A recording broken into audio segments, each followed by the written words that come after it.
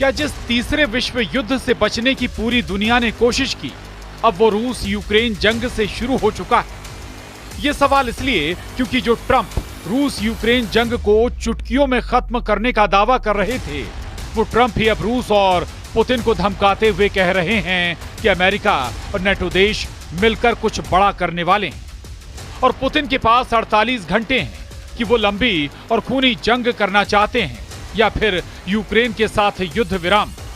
हम आपको दिखाने जा रहे हैं कि कैसे रूस से जंग के लिए एस्टोनिया में जबरदस्त तैयारियां चल रही हैं, जबकि पोलैंड, जर्मनी, फ्रांस और ब्रिटेन रूस के खिलाफ खुलकर जंग का ऐलान करने लगे हैं। फ्रांस ने डंके की चोट पर कह दिया है कि हम किसी भी कीमत पर यूक्रेन को हारते हुए नहीं देख सकते हैं, जबकि रूस ने ऐलान कर दिया है कि जब तक यूक्रेन में रूस का स्पेशल मिलिट्री ऑपरेशन पूरा नहीं हो जाता, तब तक रूस जंग नहीं रोकेगा। इधर रूस की तरफ से चीन ने ऐलान कर दिया है कि हम हारते हुए रूस को नहीं देख सकते हैं, जबकि दूसरी तरफ जंग की जबरदस्त तैयारी को लेकर रूस के विदेश मंत्री इस वक्त उत्तर कोरिया में मौजूद हैं और वहां के supreme leader Kim Jong Un से आगे की भीषण जंग को लेकर तैयारियों में जुटे। कुल मिलाकर रूस की तरफ से चीन, ईरान और उत्तर कोरिया जंग के मैदान में आर पार के मूड में आ चुके हैं और इधर अमेरिका अब मजबूर हो गया है कि अगर उसने यूक्रेन का जंग में खुलकर साथ नहीं दिया तो रूस के खौफनाक हमलों की वजह से पूरे यूक्रेन पर कब्जा हो जाएगा। रूस यूक्रेन युद्ध तीसरे विश्व युद्ध का कारण बन चुका है। अमेरिका ने घातक हथियार, मिसाइलें, ड्रोन और एयर डिफेंस सिस्टम यूक्रेन को देना शुरू कर दिए हैं। अब अमेरिका और रूस की आमने सामने की जंग तय हो चुकी है। उत्तर कोरिया में मौजूद रूस के विदेश मंत्री सर्गेई लावरोव ने जो तेवर दिखाए वो साबित करते हैं कि जंग बेहद विनाशक होने जा रही है।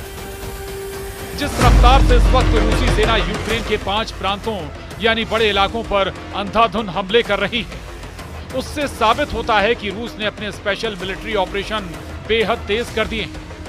खासतौर से ट्रंप और पुतिन के बीच 60 मिनट तक फोन पर हुई लंबी बातचीत के बाद यूक्रेन पर हमलों में बेतहाशा तेजी देखी गई। हैरानी की बात तो यह है कि जो राष्ट्रपति ट्रंप यूक्रेन को हथियार देने से मना कर रहे थे, वो अब न सिर्फ यूक्रेन को हथियार देने के लिए उतावले हो गए हैं, बल्कि जरूरत पड़ने पर रूस से सीधी जंग करने का संकेत भी दे दिया है।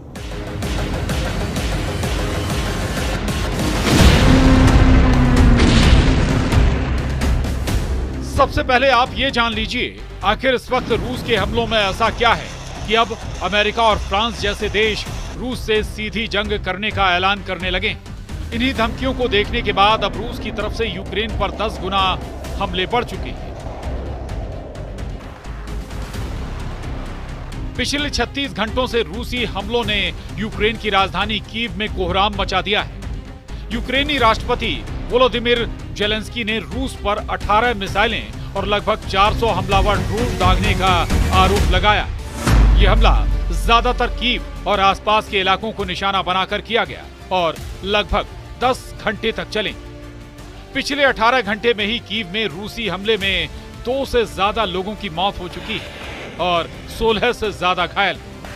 ये मौत का आंकड़ा भी इसलिए हैरान कर रहा है क्योंकि कीव को अमेरिका और यूरोप के एयर डिफेंस सिस्टम से मजबूत हवाई हमलों से सुरक्षा दी गई, लेकिन उसके बावजूद लोग कीव में मारे जा रहे हैं। यह हमला रूस द्वारा युद्ध के अपने सबसे बड़े हवाई हमले के एक दिन बाद हुआ, जिसमें 728 ड्रोन और 13 मिसाइलें शामिल थी। 10 जुलाई को ही रूस के हमले में यूक्रेन के चेर्निहिव, सुमे, पोल्टावा, किरोवोग्राद और खार्किव क्षेत्र में भारी तबाही हुई।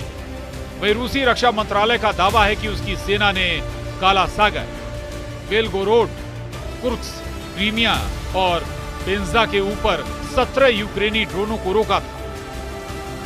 रूस पिछले 10 दिन से यूक्रेन पर बेहद तेज रफ्तार हमले कर रहा है। दावों के मुताबिक रूस इस वक्त ईरानी निर्मित शाहिद 136 ड्रोन, स्कंदर M मिसाइलों, सुखोई सीरीज के लड़ाकू विमानों, TU सीरीज के बम वर्षकों से बेहद सटीक हमले यूक्रेन पर कर रहा है। यूक्रेन का दावा है कि रूस ने नए इलाकों को इसलिए निशाना बनाना शुरू कर दिया है ताकि यूक्रेन की अग्रिम सुरक्षा पंक्ति को तोड़ा और भटकाया जा सके। कुछ खबरों में दावा किया गया है कि पुतिन के आदेश पर रूसी सेना की छोटी छोटी टीमों को यूक्रेन पर हमला करने के लिए भेजा गया। 4 और 2 पहियों वाली बाइकों से रूसी सेना यूक्रेन के नए इलाकों में तेजी से हमले कर रही है, जिसकी वजह से यूक्रेन के सामने समस्या ये हो गई है कि रूसी सैनिकों की छोटी हमलावर टीमों को मारने में बहुत ज्यादा हथियार और सैनिकों की जरूरत पड़ रही है। रूस की इसी खूनी रणनीति को देखते हुए अमेरिका और फ्रांस ही रूस से सीधी जंग की तैयारी में जुट चुके हैं और इसीलिए अमेरिका ने ऐलान कर दिया है कि उसने यूक्रेन को हथियार सप्लाई शुरू कर दी है, जिसे रोका गया था। अमेरिकी अधिकारियों ने रॉयटर्स और एसोसिएटेड प्रेस को बताया कि अमेरिका ने यूक्रेन को तोप खाने के गोले और मोबाइल रॉकेट आर्टिलरी मिसाइलों की आपूर्ति फिर से शुरू कर दी। डोनाल्ड ट्रंप ने दावा किया कि उन्हें नहीं पता कि पिछले हफ्ते शिपमेंट को रोकने का आदेश किसने दिया। अधिकारियों ने नाम ना छापने की शर्त पर बताया कि 155 मिलीमीटर आर्टिलरी गोले और GAML RS यानी मोबाइल रॉकेट आर्टिलरी मिसाइलें उपलब्ध कराई जा रही हैं। पिछले हफ्ते रोकी गई शिपमेंट में 30 पैट्रियट मिसाइलें, 8500 155 मिलीमीटर आर्टिलरी गोले, 250 से ज्यादा सटीक GML RS मिसाइलें और 142 हेल फायर हवा से सतह पर मार करने वाली मिसाइलें शामिल। हैरानी की बात तो यह है कि अमेरिका के राष्ट्रपति के आदेश नहीं देने पर भी यूक्रेन को हथियार सप्लाई किसने रोकी, इसका सही पता अभी तक नहीं चला है। फिलहाल यूक्रेन को हथियार सप्लाई शुरू हो गई है।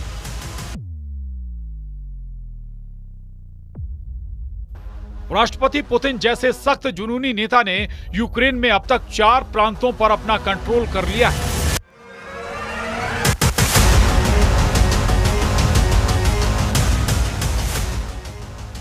जबकि एक प्रांत पर कंट्रोल करने के करीब है।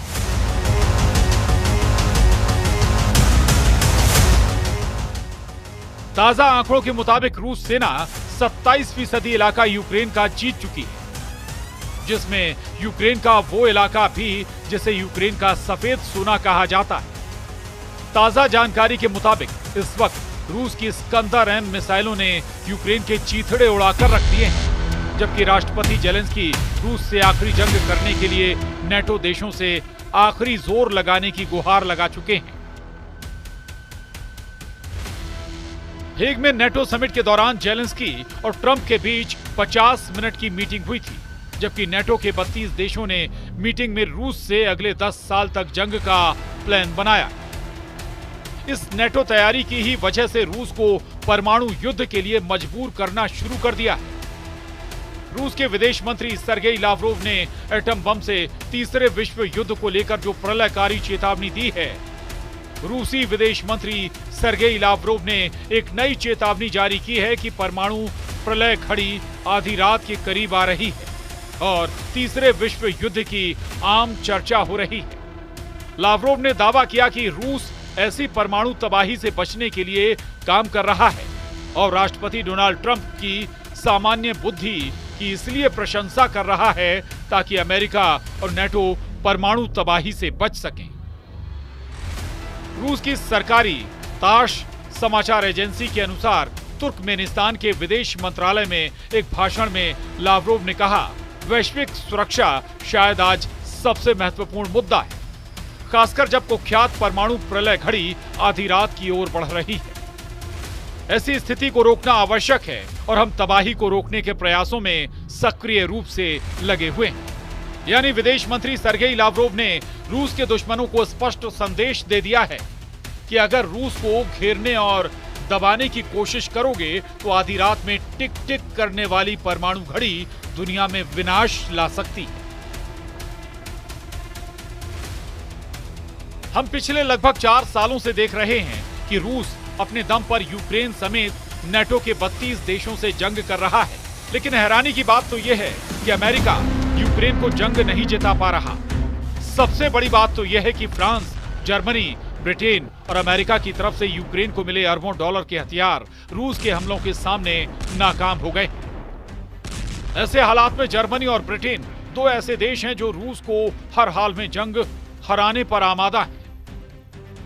द हेग में हुई नेटो समिट में भी ऐलान किया गया कि रूस को हराने के लिए नेटो के सभी 32 देश मिलकर 5% ज्यादा पैसा रक्षा बजट पर खर्च करेंगे और अगले 10 सालों में रूस को तबाह कर देंगे। द हेग में हुई नेटो समिट में जैसे ही ये फैसला हुआ, उसके 24 घंटे के बाद जर्मनी में नेटो के लड़ाकू विमानों पर ऐसा हमला हुआ जिसके बारे में दावा किया गया कि इस हमले के बाद तीसरा विश्व युद्ध भड़क सकता है। 41 महीने से रूस यूक्रेन जंग चल रही है। इस बीच रूस का क्रूर मिसाइल मिशन यूक्रेन की सुरक्षा को भारी पड़ रहा है। Advance Iskander M missile America निर्मित पैट्रियट प्रणाली को बुरी तरह से तबाह कर रही है, जबकि रूस tornado S rocket launcher smart हथियारों से यूक्रेनी ठिकानों पर हमला कर रहे हैं। यूक्रेनी वायु रक्षा ध्वस्त हो रही है और युद्ध का मैदान तेजी से बदल रहा है। जेलेंस्की ने अमेरिका से अधिक पैट्रियट मिसाइलें मांगी हैं ताकि रूस का मुकाबला किया जा सके।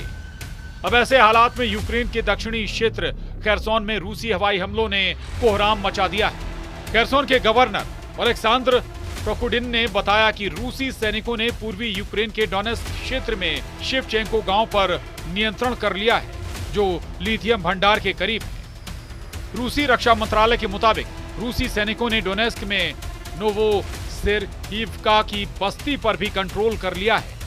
हालांकि यूक्रेन के टॉप जनरल अलेक्सांद्र सिरस्की का दावा है कि यूक्रेन की सेना ने इस हफ्ते यूक्रेन के उत्तरी क्षेत्र सुमे इलाकों से रूसी सेना की बढ़त को रोक दिया है, लेकिन उसके बावजूद रूसी सेना तेजी से निप्रोपेट्रोस इलाके की तरफ बढ़ रही है। ऐसे हालात में अगर रूस यूक्रेन के साथ जर्मनी, अमेरिका, फ्रांस और ब्रिटेन से भी जंग शुरू कर रहा है तो ये तीसरे विश्व युद्ध का साफ संकेत है।